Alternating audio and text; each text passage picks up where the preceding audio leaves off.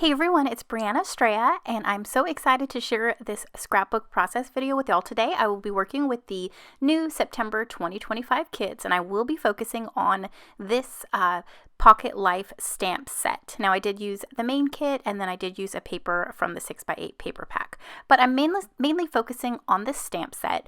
I thought it would be fun to create this is definitely a mixed media background, and what I'm going to do is I'm going to choose a couple of these stamps. The first two that I'm going to be working with, it's going to be a little flag that says "This is," and then I chose a word that says "Epic." So I am going to build a background using these stamps, and then I am going to be pulling in a few more. Now, this is a photopolymer stamp set, and I am going to be priming my stamp set by roughing it up a little bit by taking my eraser and just rubbing it on the back. You don't need an eraser. You can do it with your hands or maybe on your pants. It just roughs it up a little bit and gets it ready for stamping. So I am using a very thick piece of white cardstock, and I did not prep it with any gesso. You can, but I didn't. And what I'm going to do is I'm going to take a few Distress Oxide inks from my stash. I have Abandoned Coral, Prize Ribbon, Picked Raspberry, and Mustard Seed. Now I am going to be stamping using all of the colors, and then I'm going to immediately add water and kind of mix all the color around to create a fun watercolor background. You are still going to see the stamped phrases, but it will be watered down. And I love this technique. I was inspired. I've done this a few times, but I've learned it from Missy Whitten. Of course, she's like mixed media queen. So I thought I would pull in this technique again. So I've stamped in Abandoned Coral, Picked Raspberry, and then Mustard Seed. And then I am going to be switching now to have my stamp say, "This is good." And I am using like a trio of photos of my daughter playing outside with her bubble machine. And I chose, what's funny, or which I guess is great, is the colors in the photo match the colors in this kit, and I love it. So everything matches. So after I've got all those stamps stamped out, I am going to choose a smaller stamp that says "Week in Fun," and I'm going back in with the same colors.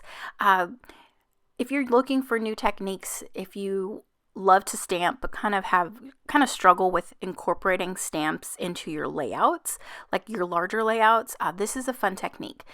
So I am just prepping my background by stamping all of my phrases, and then I'm going to simply watercolor using the same ink pads. Now, I chose to go with Distress Oxides because I know they react really well with water, and I love using them. So if you do choose to add gesso, it will help your color move more freely, and then it won't automatically sink into the paper. So if you don't have so I'm using like a Vicky Bouton's foundation cardstock from my stash because I knew I was going to apply a lot of liquid. But if you have a thinner piece of white cardstock and you don't have this one on hand, definitely use gesso. It'll help your colors move, and it will help allow the ink not to immediately soak into your cardstock, so that when you do go back with water, you can get the color, the stamped color that you've already applied down to get it moving. So here I am. I totally forgot to erase my pencil lines. But anyways, so I am dipping my paintbrush in water. I have all of my ink pads stamped down on my work surface. So not only am I pulling in clean water, but I'm also pulling in additional color from my ink pad and getting everything moving and grooving and blending together. Now, you are basically blending out your stamped phrase.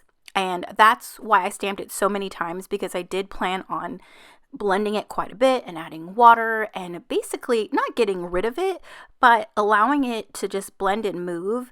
But I also did want some of those stamped images to still be visible, if that makes any sense. Missy had said it before. She liked it. It looked like your stamped background got left out in the rain. And I just love how she described it, because that's essentially what I was doing as well. I'm just adding water.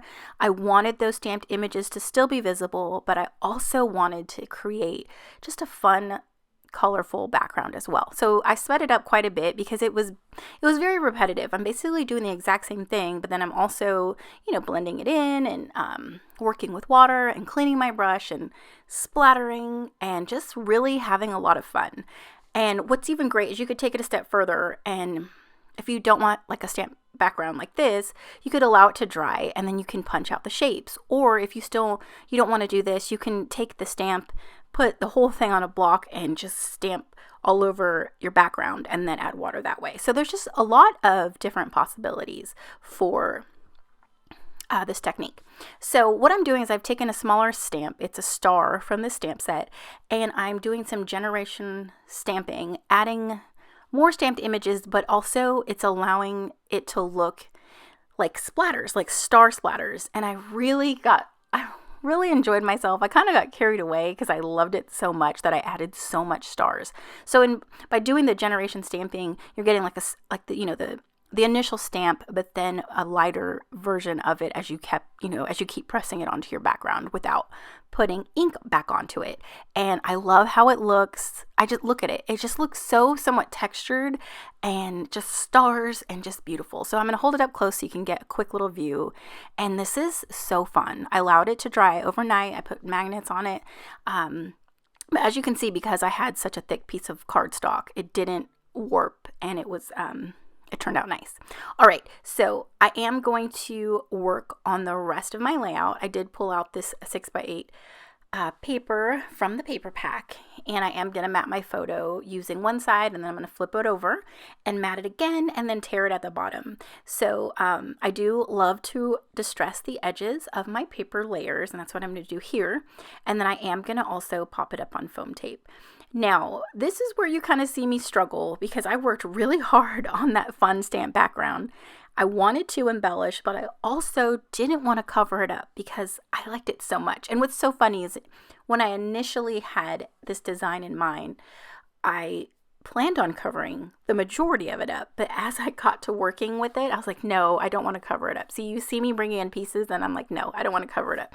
So I do kind of keep the embellishing pretty minimal. I do add some floral pieces because it's great, and it's, of my daughter outside, so the florals really, really come into play, and they're perfect for this page. But that's basically all for the most part, as I just add some florals, and then I am going to add my title, which is really, really simple. It's just here and now, because these photos were taken maybe last week, and so it was perfect. And what's so funny is my daughter we used to be terrified of bubbles and her bubble machine, and we slowly started, introducing it to her and getting her used to it, and she absolutely loves bubbles. She still will not walk up to the machine, but she loves bubbles. So I was quite pleased with these photos. And my new camera, I took these with my new iPhone, and gosh, the camera on the 17 is amazing. So yeah, stay tuned for more photos because I cannot stop taking pictures.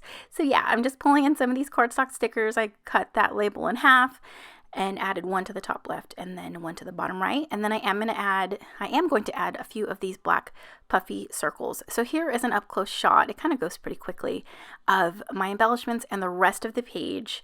And that completes my layout. So I hope I've inspired you. If you do have the stamp set, I hope that you give it a try. Stamp a background, add some water, move those images around and water them down a little bit, and create a fun watercolored background with your stamps. There's so many options and techniques, not options, but other ways to use stamps, and I hope I've inspired you because this was really a lot of fun. So thank you so much for commenting, watching, and subscribing, and I'll see you in the next one. Bye.